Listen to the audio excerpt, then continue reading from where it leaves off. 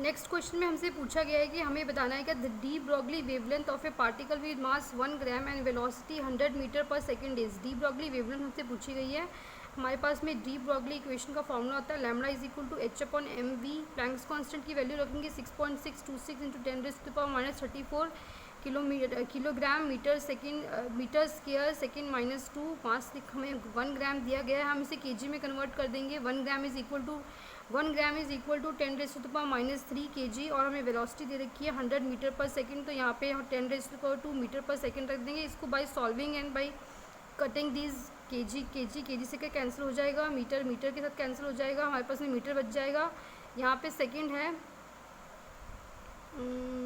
हमें मीटर पर सेकेंड में दिया गया है और यहाँ पे हमारे पास में जूल सेकेंड होता है। हमारा प्लैंक्स कांस्टेंट जो है वो जूल सेकेंड में होता है। 1 जूल जो है वो इज इक्वल टू हो जाएगा 1 जूल जो है वो इक्वल हो जाएगा kg metre square second minus 2 के।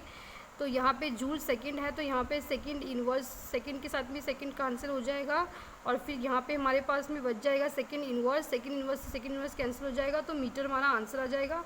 तो हमारा ऑप्शन जो है ये सी वाला ऑप्शन हमारा राइट हो जाएगा। सी वाले ऑप्शन में हमें 10⁻⁻³ दिया हुआ है। नेक्स्ट क्वेश्चन हमसे पूछा गया है कि how many electrons can fit in the orbital for which n is equal to 3 and l is equal to 1। हमारे पास में 4 ऑप्शन दे रखे हैं।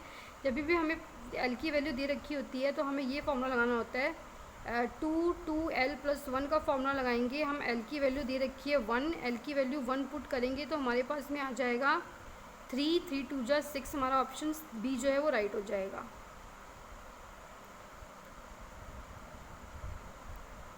नेक्स्ट क्वेश्चन में हमसे पूछा गया है कि which of the following pairs of D orbitals will have electron density along the axis. हमें बताना है कौन सी ऐसे ऑप्शंस हैं जिसमें जो हमारी ऑर्बिटल दे रखी हैं डी ऑर्बिटल्स उनमें जो इलेक्ट्रॉन डेंसिटी है वो अलोंग द एक्सिस है। अगर हम बात करते हैं D X square minus Y square में तो electron density along the X and Y axis होती है। और अगर हम डी जेड स्क्वायर की बात करते हैं तो इलेक्ट्रॉन डेंसिटी वो होती है जो वो अलोंग जेड एक्सिस होती है। और एक रिंग होती है हमारे पास में इलेक्ट्रॉन डेंसिटी की। तो हमारा ऑप्शन जो है ये राइट हो जाएगा क्योंकि z के स्केयर में अलॉन्ग z एक्सिस होती है और D X square minus Y square के केस में along x and y axis होती है। तो हमारा ये वाला ऑप्शन राइट हो जाएगा। हमारा ऑप्शन सी जो है वो राइट हो जाएगा। नेक्स्ट क्वेश्चन में हमसे पूछा गया है कि the number of D electron in Fe2 positive z is equal to 26 is not equal to the number of electrons in which one of the following. हमें बताना है जो हमें 4 ऑप्शन दे रखे हैं इसमें से किसके पास में डी ऑर्बिटल में 6 इलेक्ट्रॉन जो है वो नहीं होंगे।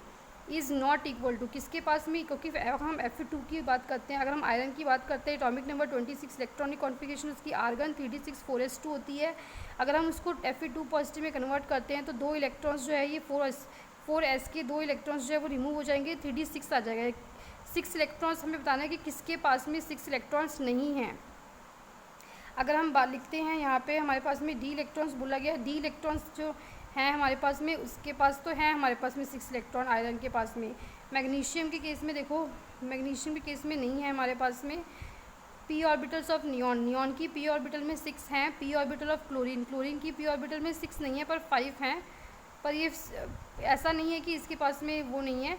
तो हमारे पास में सीधे जो आंसर आएगा वो ये आ जाएगा क्योंकि एस ऑर्बिटल के अंदर में सिर्फ 2 ही हो सकते हैं, 6 नहीं हो सकते हैं। एस ऑर्बिटल के केस में जो, क्योंकि एस ऑर्बिटल जो होती है वो ऐसे होती है हमारे पास में, एस ऑर्बिटल में मैक्सिमम 2 इलेक्ट्रॉन आ सकते हैं और मैग्नीशियम के केस में 2 ही हैं। तो पी ऑर्बिटल में तो 6 इलेक्ट्रॉन हो सकते हैं और डी ऑर्बिटल में आयरन की हैं ऑलरेडी, पर यहाँ पे जो है हमारे पास में नहीं होंगे। तो हमारा ऑप्शन सी जो है वो राइट हो जाएगा।